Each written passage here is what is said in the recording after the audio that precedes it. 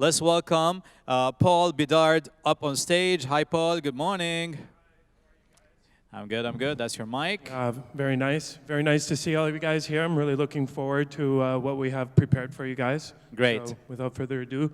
So I'm just going to keep it for you. The floor is yours, and the panelists are going to come. And good luck, and I'll see you later on. Yeah, very And good. I'm going to time you on 15 minutes. So before the 15 minutes ends, I'm just going to give you a 10 minutes gap so that we can wrap it up, so that we can give another 10 minutes of Q&As for our lovely guests. Yeah. All right? Absolutely. Thank you. Absolutely. Thank you, Good. Paul. All right. Well, welcome everybody. We're very happy to see all you lovely faces here. Like they mentioned earlier, it's a real nice change to be in person and not over a Zoom call with little boxes of everybody you're talking to. So with that said, we'd like to welcome our guests up here, one by one. Our first guest, Mr. Issam Kasim, CEO of Dubai Tourism, Commerce and Marketing. Can we invite you up, please? Thank you very much. Next up, Mr. Mahir Julfar, Executive VP, Dubai World Trade Center. Please welcome. Mr. Ala El Dassi, Executive VP, Head of Distribution of Mashreq Bank. Dr. Hassan Galadari, Medical Director, Galadari Derma Clinic. Welcome. Thank you. Elias Chaptini, entrepreneur, serial investor, and founder and CEO of Medica Group. Thank you. And Patrick Samaha, Group CEO, Omada. Thank you. Welcome. Yeah? Very good. Have a seat.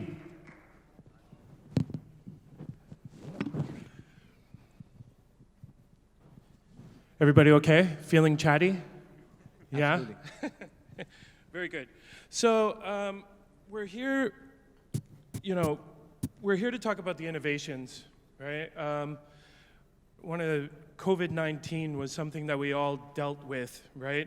And it forced governments and businesses to adapt immediately into another mode and change our way of operating and talking to each other and making money. And that led to some incredible innovations. So you're all here in different types of roles, right? And so we will speak about you in each domain and how you approach your customers, your investors, and your tourists in Dubai.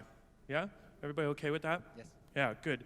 So number one, I want to take you back to March last year, and the WHO declared a global pandemic. And we were all sitting around and we all watched on TV and we all said, uh-oh, now what, right? So Mr. Issam, yeah? So Dubai Tourism, Commerce and Marketing, what was your first thought on this? Of course, our first thought was the public safety. So I think the decisive leadership in Dubai and the UAE, they immediately called a full lockdown with strict curfews. And bear in mind that we had come off a record 2019 for us. We had 16.73 million tourists coming into the UAE, into Dubai, and making it, obviously solidifying its position as #4 most visited city in the world. Even the first quarter was amazing for us, record-breaking again, 4.2% increase to the previous year. But then when the lockdown happened, everything shut down. The airports shut down, the world shut down. So for us, it was very important to, A, look after the safety of our individuals, our teams that we were responsible for. We have a lot of people who have chosen Dubai to be home, and those people also representing part of our team. We wanted to make sure that their safety is of paramount importance. Once we had that under control, it was important for us to ensure that we stay in touch with the followers and the fans of Dubai, because we knew that they're going through uncertainty. They were unprecedented times. Nobody was, knowing what to expect. So for us, it was important to tell them that you're going through something, we're going through the same thing as well, showing them beautiful images of Dubai that they're used to seeing, but in a very quiet way. No one's there, streets are empty. We're telling them, till we meet again, make sure that you're looking after yourself, looking after your family. We will come through this. Okay. So, and obviously we're all sitting here, and I could think of some really cool, innovative ways you've done this. One couple things that come to mind, Jessica Alba and Zac Efron, this new commercial, very cool. Number one, did you meet Jessica, or was that separate? No, we did, yes. Yeah, okay. This was an example of innovation on how to attract. The second one comes to mind is the cabin crew on top of the Burj Khalifa. Again, a very, very innovative way to let the world know that, hey man, we're here, we're ready for you. Yeah?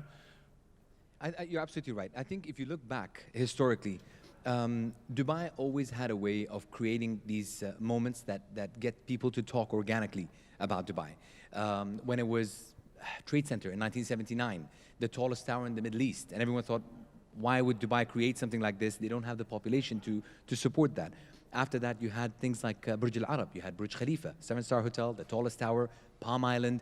All of these things really got people to talk about and take notice of Dubai. Because at the end of the day, we're going to be celebrating as a country our 50th anniversary this year in December. So we're still very young. So in order for us to be heard amongst all of the big players in the industry, we had to create statement moments. So in the same fashion, we wanted to make sure that even now, we're telling the people that, look, things are changing, things are evolving. Nobody knows what's going to happen with the pandemic and how to treat it. But it gave us a chance to say, even though we're young, it is about time we step up and we put our hands up and say, you know what, let us take the leadership role here. Let us start putting these new guidelines in place and let us open up. And we did open up in May 2020, and we opened up internationally in July 2020 with really strict guidelines in place, but we were the first to open up with the mindset of, once we open up, we remain open. Because the uncertainty of open, close doesn't help anyone. Not the people, not the businesses. So it's very important for us to make sure that we start off very strict, and then we can start to loosen up a little bit to find that fine balance between the two. Very good. Now, with this, which platforms do you feel played a big role in getting this message out to the world? Look, I mean, we've, since 2013, when we announced our strategy, right, aiming to become the #1 most visited city in the world, we knew that the market dynamics are changing. There's a big evolution on platforms front, right? So traditional still remains an area that we play in, so TV and print. But of course, our biggest focus has shifted towards the digital platforms. And that includes social media, as well as just the moments of working with the likes of the Googles and the other players of the world as well. And what I'm proud to say is within Dubai Tourism, even though we're a government entity, we never operate in that format. Our mindset has always been more of an FMCG selling a product. So we look at data-driven analysis. We make sure that even our assets, so for example, using Jessica Alba and Zac Efron campaign that we did, every single piece of content that goes out, there was 2,000 iterations of that will then be sent out that gives us real-time analysis on who's interacting most with what, and then we can understand almost like a typography of the individuals, and things that are not working, we can immediately, in real time, replace them with others that are more active.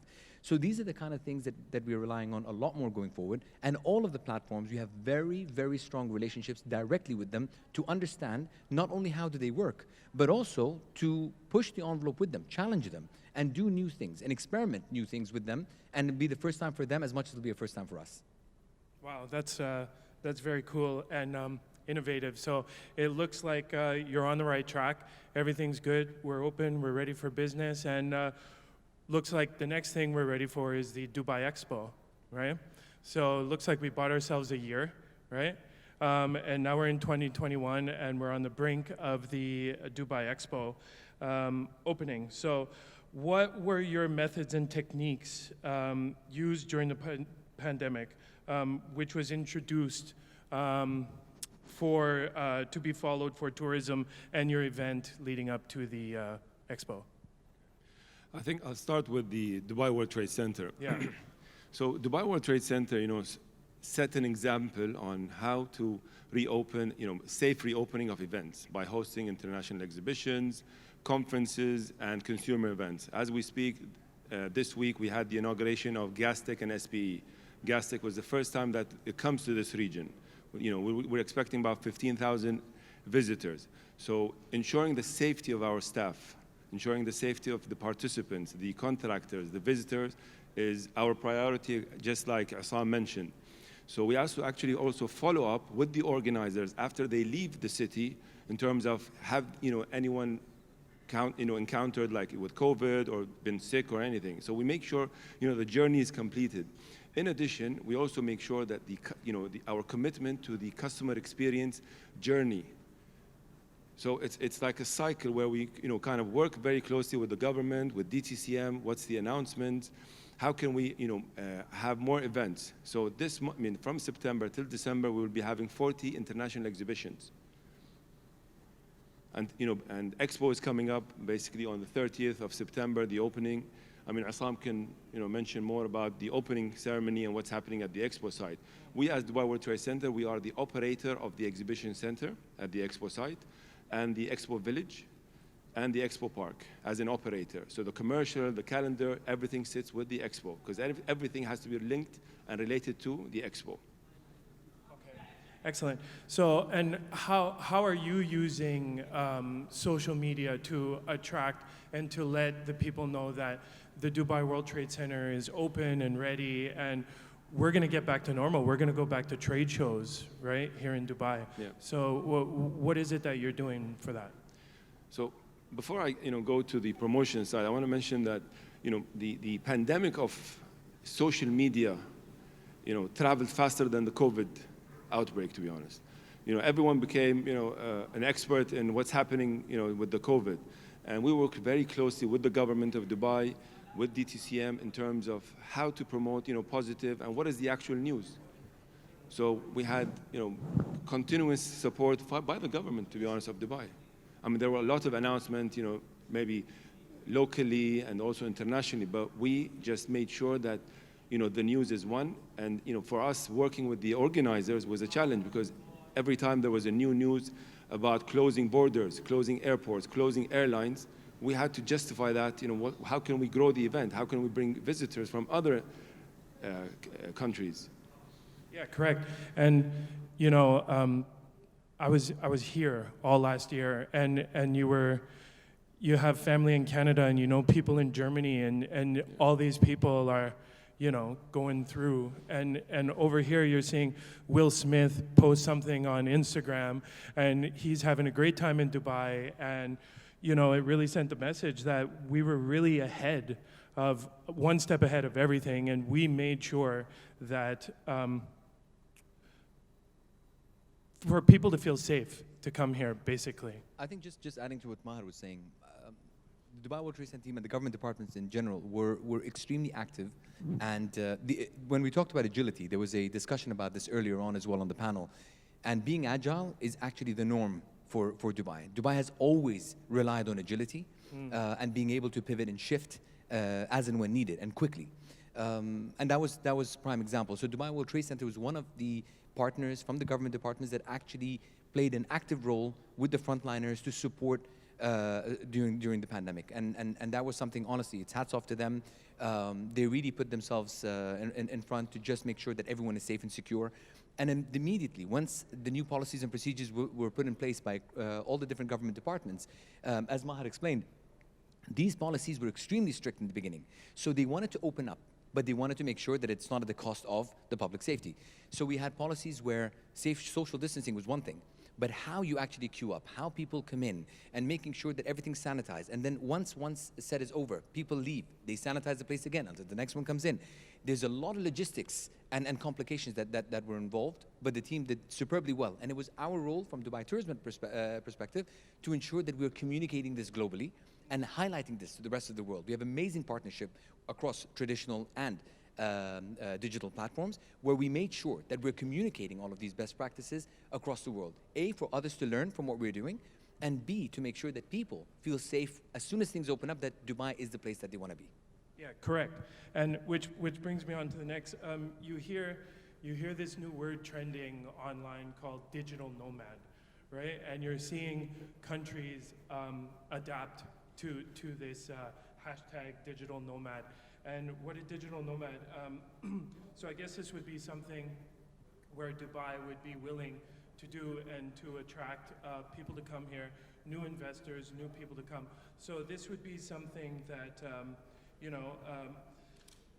a question for you, Ala, would be, how are you easing in for investors, to come to Dubai and welcome new investors and new people to Dubai? Look, first of all, I would like to address how actually Dubai and Islam tapped on the agility part. There's a very thin line between government and private sector in the UAE. We work very closely together to actually come up with one representation of a city that accommodates tourism, commerce, investors, people who want to retire even. So through actually a huge digital transformation that happened, at least in the bank that I work with, which is Mashraq, and you see similar transformations happening across the financial industry, we were able to actually build a tech stack that is integratable with any social platform or any government website or any government application. You see Dubai, different government sectors or even centralized government departments building super apps to make it comfortable for the receiver to access different government departments through a single app. The financial sector has also made sure that they are part of that super app by integrating their platform into that super app, whether to start onboarding customers individually or even companies as well. Islam is handling tourism and commerce. And I think those go hand in hand depending on the part you work with. And we closely work with other government departments to integrate and bring those financial services to the customers, at the ease of their mobiles, and make it accessible for them. I mean, Isam was speaking about, how they attract tourists or even investors as well. They would be looking for information, whether it was in the medical sector or investing in the country as a private investor. And whether Dubai Tourism or Dubai Economic Department, they want to provide this information to the customer. There is a difference between, on a social platform, there is a difference between you narrating your part of the story or actually showing as a government department that, yes, I have the private investor with me here on the same platform. I have the financial institution here with me on the same platform. I have the exhibition operator here with me on the same platform. Go ahead and ask them. I would link you to them directly instead of me telling you the whole story. They're with me. We're coming to you with one solution that is available for you, and we're ready to onboard you or bring you to Dubai. Okay, excellent. So we're seeing a lot of tech changes in banking, right? There's this new word going around called Bitcoin. I don't know if you've heard of it or anything like that. I mean, everything is. That's the anti-bank, Peter. Everything's changing really fast, right? So. So tell us about the tech changes in banking, right? Look, banking, the way we used to know it is that you driving up in the morning, going to the branch, waiting in a queue to encash a check. In the last, I would say, 5 years, we've seen a totally different way of banking where you wake up in the morning, you do your banking while having your coffee. Banks now, and through the help of the regulator, one of the key things in doing a financial transaction was the authentication. And now after in the UAE, we have the Emirates ID. It's very easy to authenticate the customer. Now we're going into facial recognition. So at least I'm comfortable as a financial institution to know that the person who has opened my app is actually Dr. Hassan and not, Maher trying to hack into his account. As long as I have, biometric authentication or even facial recognition, I would know it's him. Once I actually authenticate the customer, I can onboard him, he can remit money, he can, transfer within his account, apply for a facility, okay, from the comfort of his home. He doesn't have to drive up to prime real estate that costs, a lot even for us as an organization.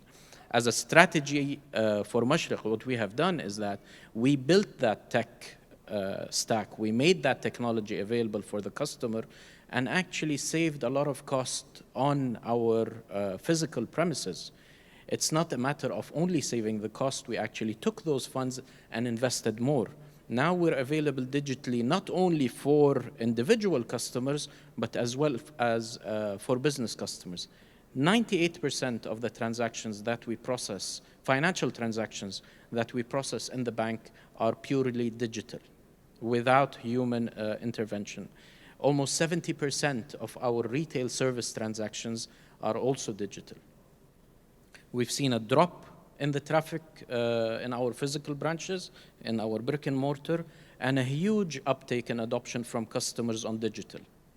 So, I mean, it's obviously the way forward. I mean, you could think back, even I could think back of standing in line with your little bank book and waiting for the teller and writing everything down. you didn't like that journey. Yeah, no. Who wants that anymore? Now it's fantastic, and I think the innovation is in the right direction. I'm not too sure how much further we can go with it.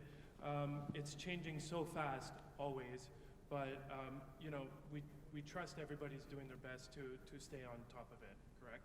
Yeah. Let's move on to Dr. Hassan Galadari, yeah? Now, you're in the medical field, correct? Now, so life and business will never be the same after the pandemic, correct? It's completely different. Now, especially in healthcare. So what is changing and innovating in your sector and its aesthetics? So. Okay. Yeah, lots are changing basically. I mean, I'm dealing more or less on the aesthetic, cosmetic side of, you know, things. And if I could tell you, I mean, the way that we kind of do our practice now has completely changed from the times in the past. First of all, let's talk about in general what's happened in the healthcare sector. So just before the pandemic actually hit, there was a lot of kind of very similar to what's happening in the banking system. Not a lot of people want to go to a healthcare facility. There's just long lines, waiting time in the, you know, whatever, the urgent care or the emergency room just to see a doctor. So there's been this advent of telemedicine. And there was always an issue with telemedicine, is that in terms of security, you know, the folks in the banks are able to kind of figure things out, but in terms for us, it's a little bit more sensitive just because of the, you know, confidentiality aspects of things, especially when it comes to, you know, a person's health and so forth. So that's not really been picked up. But just before the pandemic actually hit, there was an implementation by the health authorities here to kind of push for telemedicine. And once it definitely hit by March 2020, there's been a strong shift into actually having telemedicine completely as part of, like, you know, your regular daily practice. And a lot of the government facilities right now, if you go, for example, in the primary health centers that they have, you don't really have to see a doctor, or you can see the doctor in the beginning through telemedicine, through a telemedicine portal. You know, it's a secure channel. The doctor is able to talk to you, take your history. He's not able to do the physical examination because that's an important aspect in medicine, but he's able to kind of screen the patient and then ask him, well, you need to be seen, I need to see you. So that, you know, that happens. But then, you know, when it comes to subsequent follow-ups, it becomes even easier because it's just simply, you know, I'm just going to ask you a few questions, probably send you to the lab, get your lab work done, and then we're going to look at the lab without actually having to see you physically later on. So that's been picked up very, very quickly in that sense, and it's become. So we're talking basically essentially virtual hospitals. Yeah, you could say that. Yeah, you could say that. Now, there is also a trend in which technology can also be used. There's lots of apps that are out there that will kind of monitor your heart rate, your blood pressure, and so forth, and that just basically sends the data to the doctor, and then they'll be able to kind of look at the, you know, how things are for you.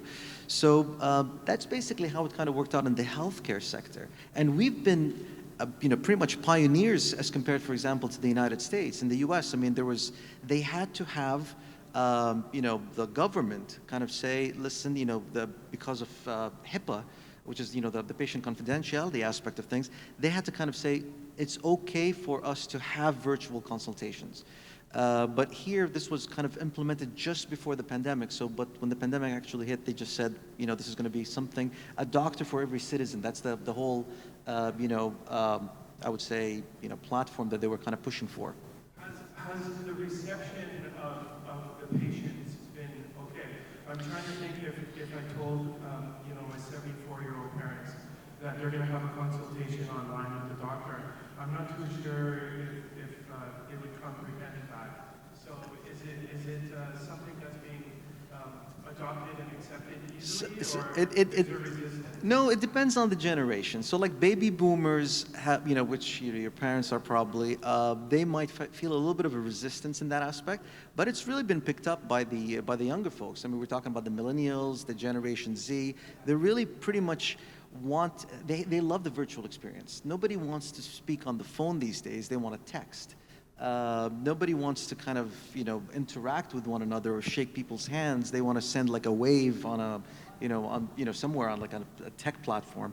So there's been some resistance in the older generations, but understanding that their safety was at stake and the fact that them going to the hospital will kind of render them having issues, for example, of probably contracting COVID or so forth and all that, made them a little bit more amenable to this. And I'm sure every one of us here from our parents kind of did not want to kind of go to the hospital during those times, and they would rather have stayed at home. And that's the reason why, if you look at all the data, the actual number of, for example, hospital visits during that time went down during the whole pandemic. And the reason for this, unrelated to the COVID, of course, is because people were kind of apprehensive about actually physically going to the hospital, but they still had to be seen by doctors. And the best way to do so was, through these healthcare platforms. Wow, that's great. So now there might be, I think there always will be, and there is, but there's a push for Dubai to be a medical tourism sector. So how are you reaching out to other countries and letting them know to come to Dubai and come get your medical attention here? So I think that kind of plays about on all of our sectors here. It's not just only the health aspect. So in terms of the tourism, for example, I mean, people look at Dubai and they say, like, this is an open country. I mean, everybody was kind of telling me they were feeling a little bit more jealous, the fact that I was living in Dubai kind of pretty much because since we were open, and they were kind of all locked in. And that push wanted them to actually live in Dubai. So the implementation by the government in the beginning, as Islam was mentioning, was very, very important. The same thing when it comes to events. I mean, we had an event in July, our annual dermatology meeting. Everybody, our delegates wanted to feel safe, and they did feel safe. The World Trade Center made us and allowed us to feel safe. And then we moved towards the investment aspect of things. I mean, anybody who's going to come here, when it comes to medical tourism, for example, want to make sure that the financial aspects of things are going to be available. And folks like Ala and his peers make sure that this is available. There's an ATM everywhere, and there's basically cashless transactions that can happen, because that's important when it comes to medical tourism. Cash is an extremely important aspect of things. And then when it comes then to the actual health aspect of matters, here the regulations in terms of the practicing medicine, I don't want to say that it's eased off, but it really helped doctors come in by the government allowing, for example, the golden visas that doctors were able to come in, and they would be able to set up shop or clinics or be involved in the healthcare aspects of things, because they were provided with all these facilities that were kind of pushed by the government. So that helped have the resources. Once you have the resources, patients are going to come. I mean, there's an old saying. I don't know if you've watched the Field of Dreams, the movie. If you build it, they will come. So that's exactly what happened. So everything was kind of set up, and it was built, and people are slowly coming in. And I think this was the vision, right, of the UAE from the start. And it's fantastic that after everything we went through in the last 18 months, we're right on track, and we're moving forward, and everything's exactly where it's supposed to be. Mm-hmm. Yeah, correct. All right, thank you. So moving on, Elias, I want to talk to you again. I want to ask the same question. It's middle of March. The WHO just declared a global pandemic. You read the news. What are your thoughts? First, thank you very much. And pleasure to see all of you, especially Hassan. I think when it first happened, like everyone else, the thought is that how long will that last? Is it only something that is going to just stay the height and then things will go back to normal? A couple of weeks into the pandemic, I think the picture was very clear that things are going to shut down globally. I think like everyone else, we just try to do certain YouTubers. But I've always been in position, coming from, I'm originally Lebanese. So all my life I've known how to live in what we call shaky environment. So you wake up one day, everything's fine, another day, the whole country is in war, then you leave, and then et cetera. So I've always lived in such an environment. And when I say not when I was young, at the time when I came back to Lebanon, this is in '96, and we just had to do the right maneuvers to be able to make sure that one, our employees were safe. Number two is that people will keep their jobs, because that's very important for us. Most of the team at Medica, they've been with us for decades. And this is something that is precious. And to try to change people's mindset, which I think that's the most difficult thing. I mean, that I think if you ask me the biggest challenge was, for me, not the pandemic. It was changing people's mind about how we have to change to adapt to the new world. And the pandemic is only, for me, the catapult for us to be able to leap in time in technology. If you look at the last 5 years only, the advancement in the phone only, it's more than the last 20, 30 years. I remember the first phone that I got, I was still a student in 1990. It was a bag, really, before the Motorola, the big one. And this was not long ago. You think about it, this was, today, in the last 5 years, the phone is beyond just a phone. I know it's not about the camera and whatever you can record. It's everything. You pay with it, you bank with it. You even go virtual to the world. You can attend a virtual conference, a virtual medical. You talk to your doctor. The phone in the last year, in my opinion, has leaped at least 5 years. Leaped. So the whole pandemic pushed everyone to go digital. My parents, who are in their 70s, today talk to us, using Messenger or WhatsApp, or they talk to each other. My mom never used to talk to my sister or my kids on WhatsApp. For her, it's like, it's a phone and that's it. Doing teleconsultation, for them today, is acceptable. They're 70 years old. They had to get into it. Deliveries online, I'm someone who never used to order online. Not because I don't want to, because for me it's easy, I like home food.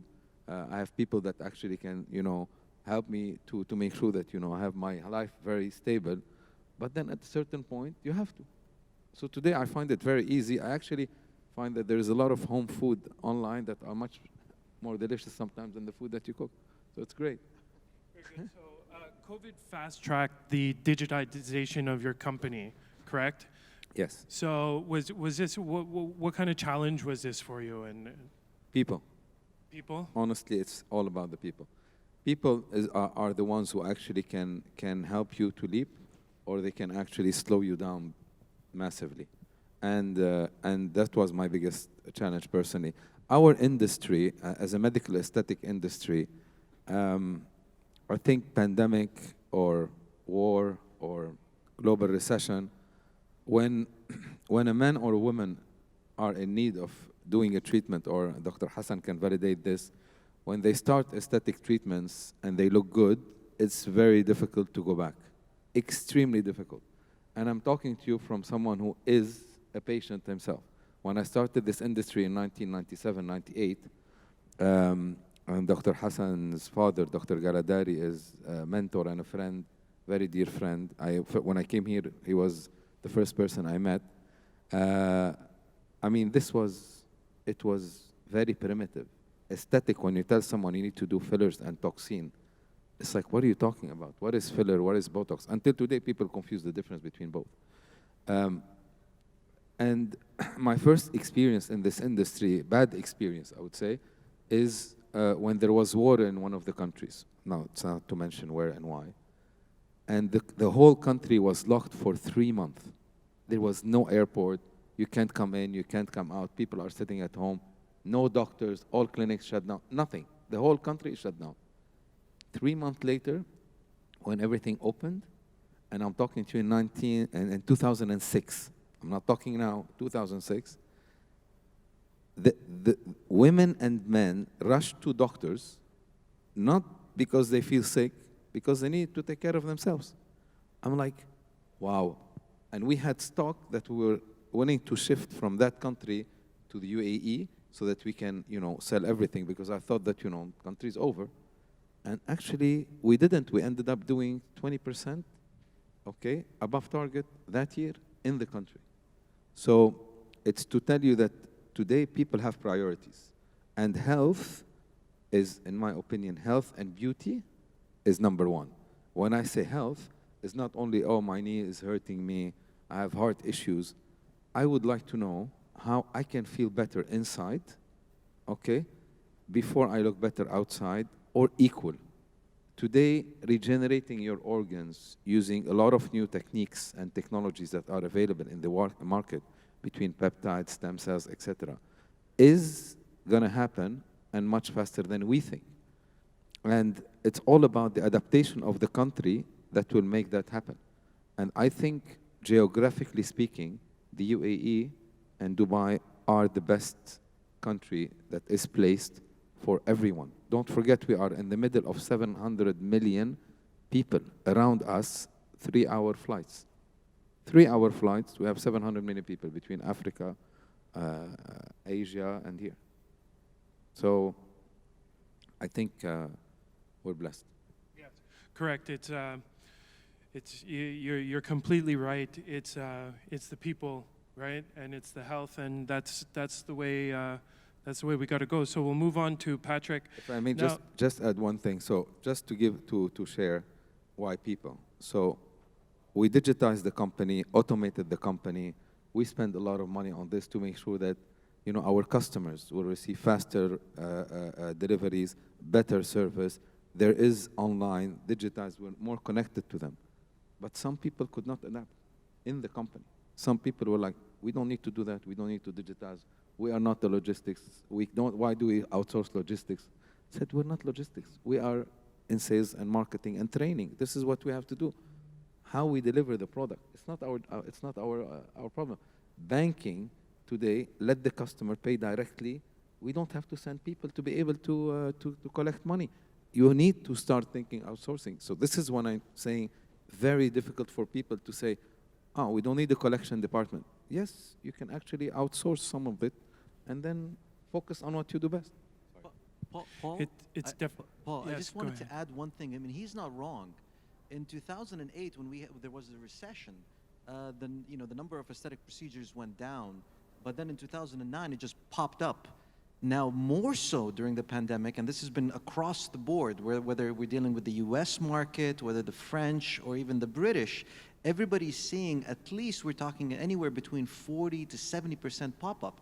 And the reason for this is two things. First, I mean, everybody was locked down, so they were looking at themselves more. Okay, so in the recession, they didn't have money. But now they're just looking at themselves more. There's all these Zoom calls that people are taking. So that's even, that makes it even further. This whole introspection aspect of things.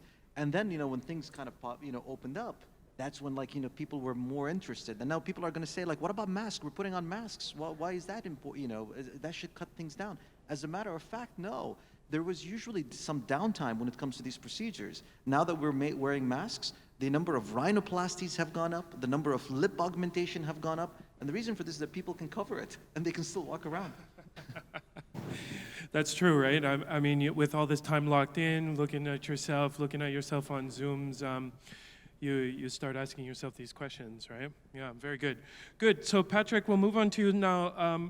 I want to say it was save the best for last, but you had the insight of the other panelists, right?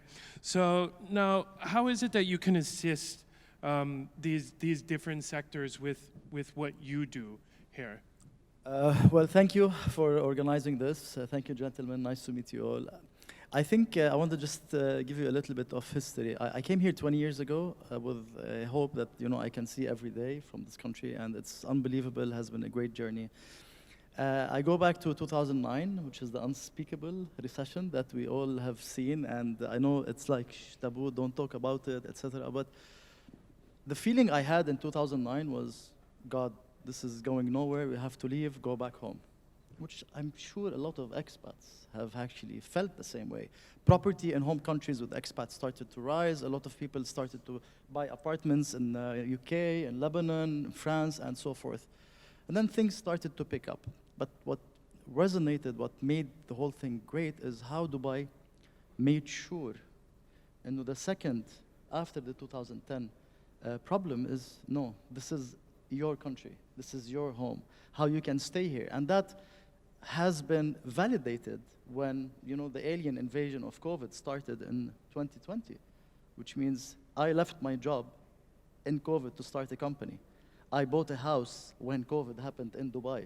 So the idea is what happened through the great work of all you gentlemen and your companies is about allowing us to be here and stay here and have these dreams come true through our companies and services. And then you ask me a question, how can we help companies and these gentlemen's businesses grow, is how can you help a business that has been doing so well? How much you have to scratch your mind, how much you have to learn to come in with new ideas and new ways to companies like yours, which is first a very challenging and a very appealing, brain depth that you need to understand, you need to learn, and you need to grow. And that's what I thought, okay, there's two opportunities. One is how can we get this message out of the world? And one more opportunity in that sphere is how can we keep the message here more consistent? Before 2010, a lot of the government services and the companies and real estate were all about transferring what Dubai has been doing in the world. And now you see what Dubai has been doing in Dubai. So the confidence is back in town. It's not only how we can advertise in Australia or UK or France and so forth. It's about how we can advertise here. Because nobody will come to a country, open a business without a referral. And that referral is a person that lives in a country. If I want to go to Azerbaijan, I'm going to call someone in Azerbaijan. If I'm going to go to Turkey, I'm going to call someone in Turkey. In the same model that if people want to come here, they want to create the actual services. So I was talking before about my experience with a bank, for example. It's unbelievable how fast, how quick. That is one word of mouth from companies, from businesses, and so forth. Tomorrow, I'd hope to see how you can fly to Dubai virtually from New York, how you can come and witness and experience Dubai on a virtual. I think what we want to do is come in with these solutions to your companies. And how can we add technology layers? How we can think of the unthinkable? And this has been a really tough task, but that's what we want to do. We've grown for the past year and a half. I think we've tripled in business. E-commerce rose. We are an e-commerce business. We help create platforms and solutions for brands to engage with customers on offers and coupons and discounts and sales. So the e-commerce, helped us well. We wanted to invest more on predictions, and I heard before, Hassan from Fetcher talking about predictions, how we can understand customer journeys. A lot of content today. I think we're all in an ad fatigue for the past few years. Now we're in content fatigue. Everybody's seeing content. Where is the engagement? I love this, the Emirates, the stewardess, all of these things are very much engaging. They feel proud. People started to feel proud about where they are and what they are doing. So we want to come back and say, okay, how can AI help? How can we understand prediction? Where is the customer going to be, not where he is? How can we understand these pain points of customers in the future? Which goes back to our company's first thing that I tell everyone is ask questions, understand better. We are here to serve. Dubai is here to serve. We should be following at least that path. And what are the biggest important things that we can ask questions about and get answers? It's okay not to know, but it's better that both of us are trying to find the answer. And this is one of the biggest things that technology is trying to help us.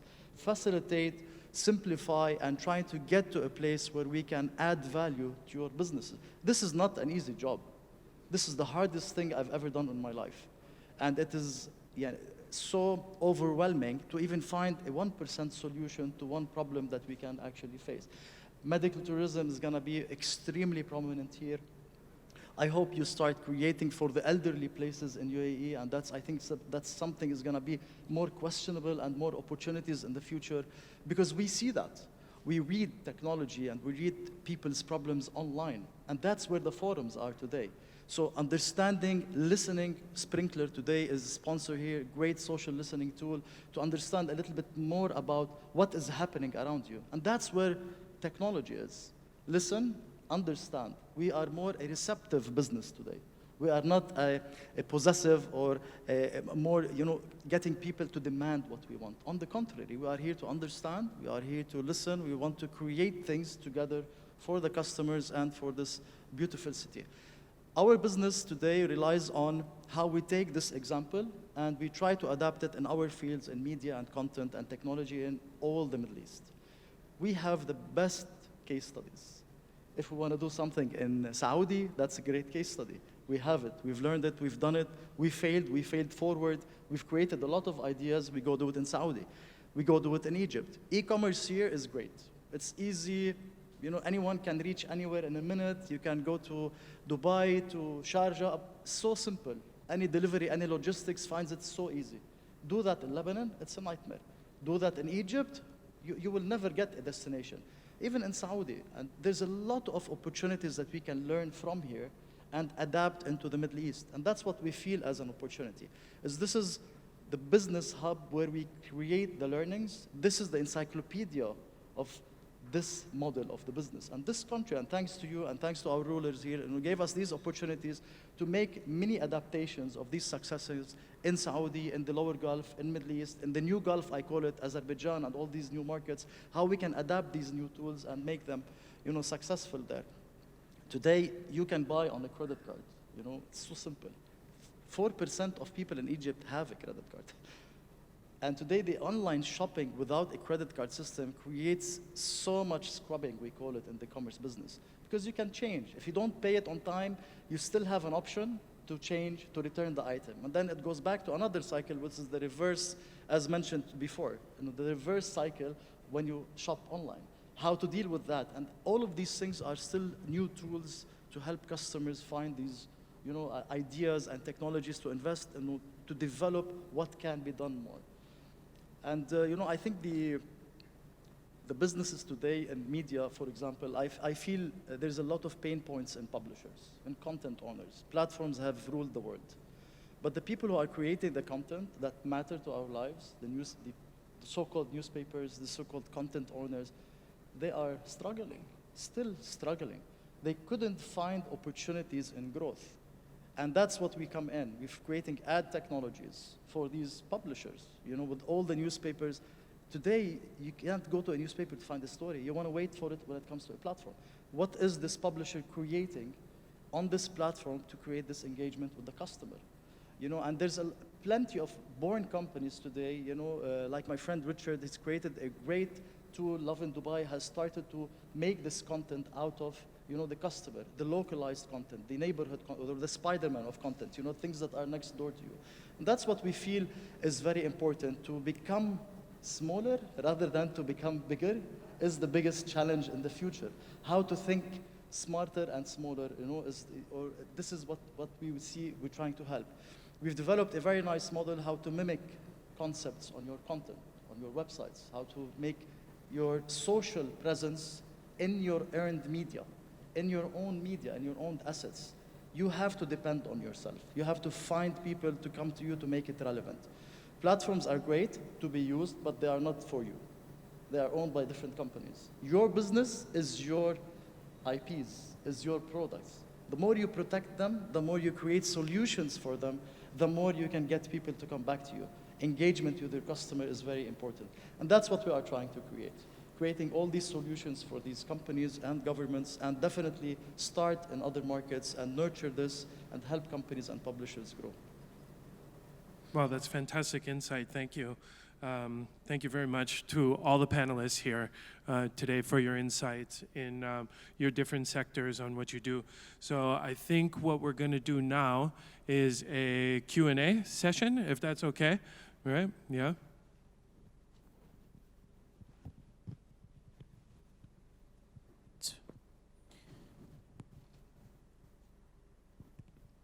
All right. First of all, thank you, gentlemen. Great job. So we're just going to wait for a Q&A. Let's see. As anyone has a question, there you go. Very direct to the point. You got a question. That's good. Let me steal a mic. I think we should ask questions to the audience. It's actually to Mr. Isam and Maher together. We have seen that Dubai, throughout the pandemic, had kept the exposure ongoing on social media in a very aggressive way. Every 2 months we had announcements, and I think it was a build-up towards what we're coming to now, which is Expo.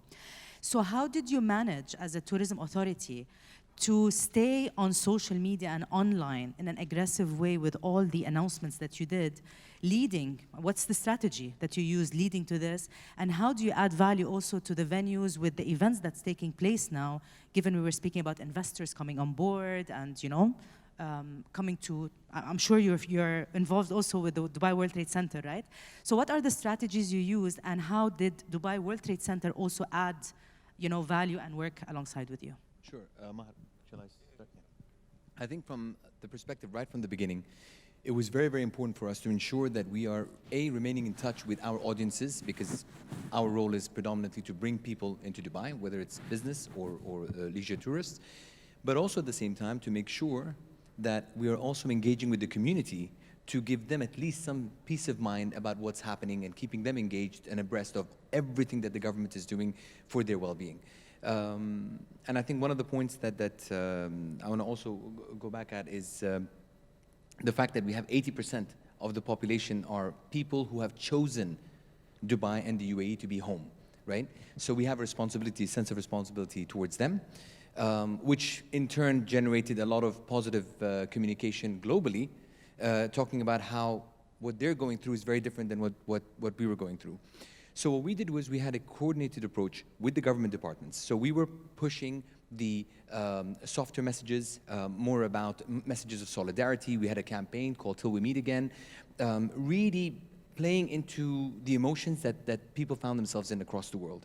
And that was very, very important for us. And we then gauge that. We actually listen to every single conversation that's happening along that. The whole idea is to instigate that conversation and then to stay attuned, to understand what are the triggers that you can maybe capitalize on and create a dialogue.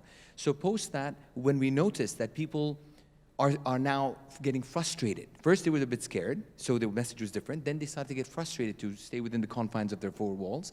So we wanted to play into that. So we started to send a bit more uplifting messages, calling it Ready When You Are. So there was a whole series of campaign that was above the line, but also through, in a sense, that we were working with other individuals, creating cool content, where someone is practicing putting in their living room, while we're showing them that the professionals are perfectly manicuring the greens, getting ready for the golf courses to receive people. So really being funny and playful with it as well. We saw that picking up really well.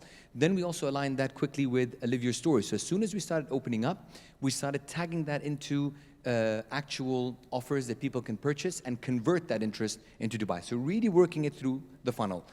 But while that's happening on the softer side, we also worked very closely with the government to ensure that all of the key platforms that we had, CNN, Bloomberg, Financial Times, whoever else that we have partnerships with, to ensure that all of the best practices that are being put into place by the government, talking to all of the individuals, all of the best practices that our colleagues from Dubai World Trade Center, Maher and his team, everything that they were doing was being interviewed firsthand, informed firsthand, and also shared worldwide. So from one side, we're creating the curiosity and interest for them to travel. From the other side, we're making sure that everyone is aware that Dubai is safe and Dubai is ready to welcome people as well. Absolutely. I mean, I think Assam covered most of the points, but at the same time, I have 2 points. One is basically we were testing all the events. So July 1st, when the event industry opened in Dubai, we actually started with AI everything as a test event. It was, you know, we took all the measures. Of course, the cost went up for the organizers and for the venue, but the cost was not an issue for us. For us was how to, you know, organize a safe environment event. And AI was a success story, so after every event, we would get more bookings and confirmation for the upcoming calendars. Of course, we had to move events, you know, almost 3 times. So we had to create scenarios per industry, because we had to also compare with the international calendar and other venues what they were doing. So it wasn't just locally. We had to do the research on the sectors, on the subsectors, and again, going back to cities closing down, opening down, their borders. So it was a challenge. But again, with the government support, with their initiatives, our initiatives, we were able to continue business. And going back to the challenges during 2009, we actually had one of the best years in 2009. We actually built more halls. We built 25,000 square meters of additional halls in 2009. Dubai launched Burj Khalifa. Dubai launched, Burj Khalifa, the metro. Yeah. So we never stopped. I mean, even if I go back to what Assam said, 1979, where what was, the disturbance and the turbulences that were, around the region, Yeah. Dubai actually launched 3 main projects, mega projects: Jebel Ali Port, Dubai, and Dubai World Trade Center. I mean, there must be, many stories, such as, global events. Dubai Airport as Can well I- was. Yeah. Can I share something? So we have offices all over the world between Singapore, Belgium, Ireland, etc. And most of these countries, when they shut down, the government supported the salaries of employees to a certain extent, including some of the Gulf countries, and supported the rent. So there was a lot of financial aid, which did not happen in the UAE. And at a certain point, we were thinking, why wasn't the government able to support? And it was very well explained. Today, I look back at I mean, when we realized actually that it was much better for a country to invest in reigniting the economy is worth much more than anyone paying 50 or 60% of the salary. Not that it was bad. Please, I'm not trying to say that this is better than the other. I'm just trying to put that in perspective, that what the UAE and Dubai has done for us is worth much more than just a government that would stay. For example, Singapore is still shut. We've been there for 20 years. It's a country is still shut. Even the government paid a couple of months of salaries and rent. Everything went down. Our business dropped. Where here, we're actually, again, as Dr. Hassan said, and everyone, we are above target. Things are doing well. The country is moving. People are coming. Medical tourism is one of our biggest target and achievement. So things are dynamic. The country is helping a lot for all the businesses to actually stay on their toes to keep, achieving and achieving. Correct. Like I was saying, I mean, the people who were here during the pandemic lived a different pandemic than other people in the world. I mean, it was night and day. I went to the States this summer, and people are suffering because no one wants to work. They're getting a check sitting at home. Here, actually, you have difficulties finding talent. Honestly, you have to take them from other countries. I'm very serious. It's extremely difficult to find talent. Sorry. We should start targeting Dubai entities to get talent from there, because I think that's the best option. A funny thing, after sitting with you all, business companies that are in Dubai, they have LinkedIn to connect. What makes you connect so well with each other? What makes your companies connect so well with? I don't think it's LinkedIn. I think there's a system. I don't know if it's invisible or the matrix or something that makes this connect so well that you don't need a platform, a software. I think it's a vision. One of these things. It's a great 100%. vision that 100%. you are applying to each other, and that's what companies we hope to become in the future. And that's where I would love to have 10 companies, talk like this. This is you succeed off each other. To be honest with you, and just to give this a real life example, when things are happening in Dubai, the leadership, we've always talked about this, initially was internally, almost like a Dubai Inc. approach. But that really came into play during the pandemic. And you could see how the leadership act almost like board members, and you have the private and the public sector sitting side by side, having as transparent a conversation as possible. If I bring that back to our industry, we usually have sector meetings with all the different stakeholders, from the hotels to the entertainments to the different government organizations, every single party that you can imagine. We meet with them quarterly. During the pandemic, we met with them at least once a week on virtual calls, just so that they know as much as we know. If we had no updates, we will let them know that we have no updates until this point in time. We would listen to their concerns, raise it up, and come back with answers immediately after that, directly from the leadership. Because Dubai never ever operated with bureaucracy and red tape. It was always transparent. Dubai is built on the private-public partnership and built on this harmony between the 200 different nationalities that live in Dubai. And I think that is a success story. And I think that is a successful cooperation model that I honestly, truly believe works in any successful company. I would like to add one more point, actually, in how we're actually connected. Our regulators are connected through the leadership. They all sit on the same table, and the same message goes across. And I think at the top, they have personal objectives to work together. I'll give you a small example on, you talked about attracting investors or attracting business people. We are instructed by the regulator, and I'm sure there are a lot of entrepreneurs here who have tried to open an account with any bank across the country. It takes between 10 to 15 days, documents, KYC, source of funds. Not and all 9 months sometimes. Sometimes 9 9 months. We have been instructed by the regulator to build a system that opens a business account in 3 days. I agree. It happened to me with your It bank, so I'm very happy So to promote that that's a for you. good, yeah, 3 days, 3 days. And banks are known across countries to be the most complex, the most heavy. You know, there is a lot of documentation, a lot of regulatory requirements, and it's not very far, you know, probably Isam at his level, he said, listen, we're getting complaints from business people who are complaining about the banking system and how much time it takes to open an account and the documentation. And his message reached to the top and came to us through another regulator that said, listen, you've got 3 days, banks across the country, you have to open a business account in 3 days and make it simple. And at the same time, you have to be complying with all the regulatory requirements. So here comes our feedback. I need, for example, to open up, or Emirates ID to open up to me. I need the credit bureau to open up to me. I need to be able to integrate with them.